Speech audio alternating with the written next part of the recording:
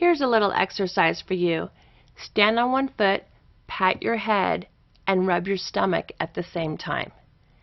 Can you do it? We are all familiar with our five senses of smell, hearing, taste, touch, and sight. But in order to do this exercise, you will have to use three lesser-known senses: movement, vestibular; body awareness, proprioception; and skin sensitivity, tactile. Our senses take in information and relay it to the brain, which then organizes that sensory information.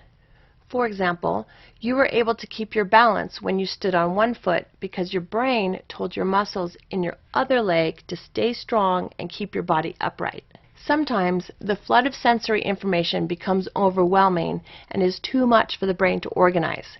This traffic jam of information is also known as sensory dysfunction or a sensory processing error. A sensory processing error only becomes a sensory dysfunction when the dysfunction significantly impacts one or more area of functioning.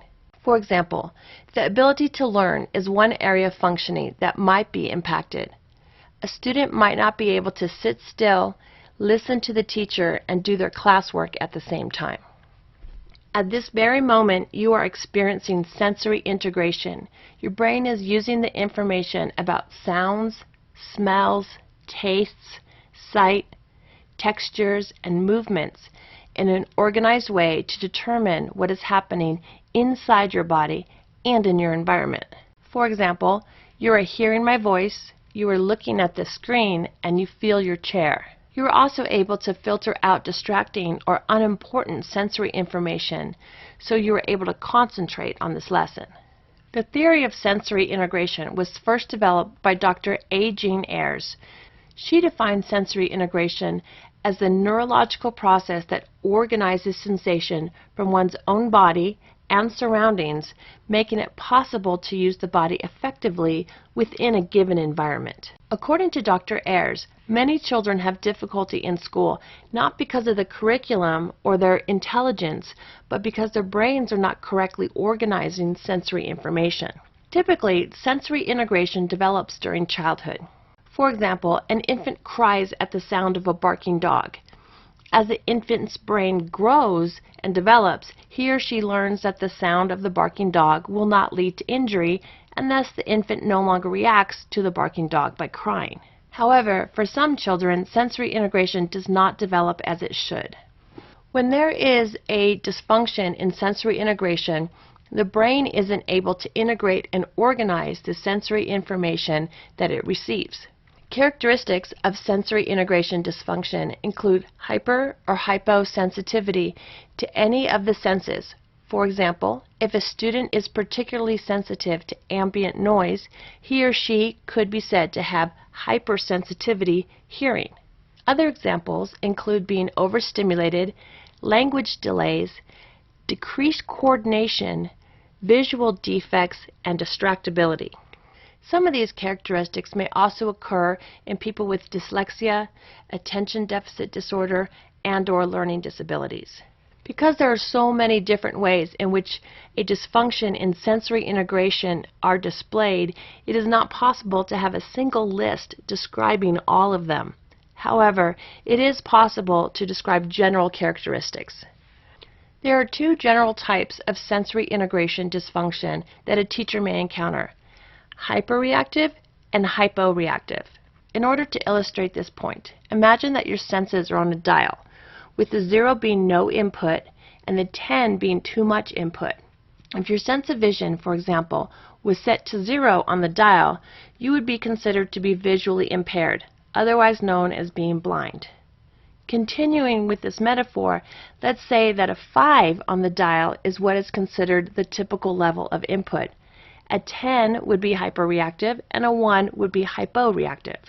Many individuals with sensory challenge show either an underreaction, dial set on 1, or an overreaction, dial set on 10, to the information that their sensory system is giving to their brain. For example, an individual who is hyposensitive to body awareness, proprioceptive, will crave excess amounts of vigorous sensory input. In this case, the student has his or her sensory dial set on 1, and because of this, he or she is consistently hungry for more input. This student may enjoy jumping around, wrestling, and giving tight hugs. On the other hand, an individual who is hypersensitive to proprioceptive sensations, for example, will avoid input. In this case, the student's sensory dial is set on 10. This student is saturated with stimuli and doesn't want any more.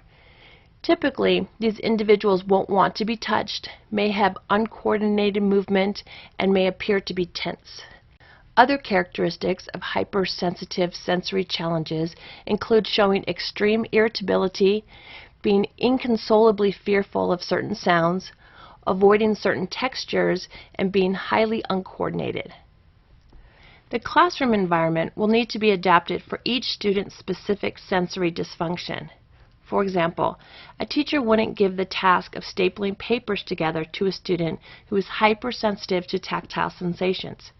Why? Because for the student who is hypersensitive to touch, the paper might feel like sandpaper on his or her skin.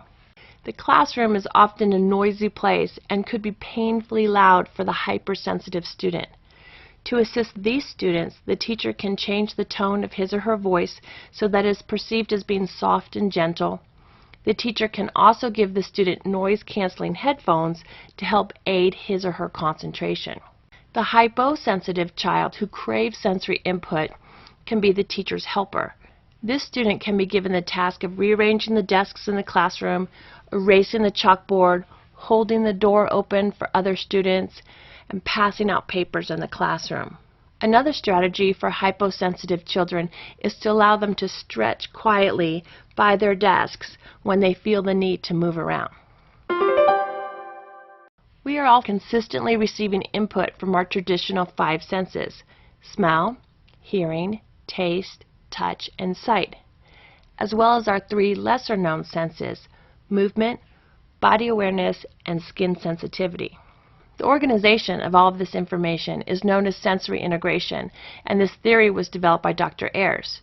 When the brain isn't able to process all of the sensory information in an organized fashion, it is described as sensory integration dysfunction.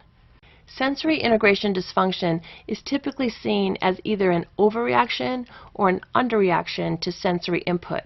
Any one of the senses can be overreactive or underreactive, and the inability of the brain to make sense of the input can lead to difficulties in learning.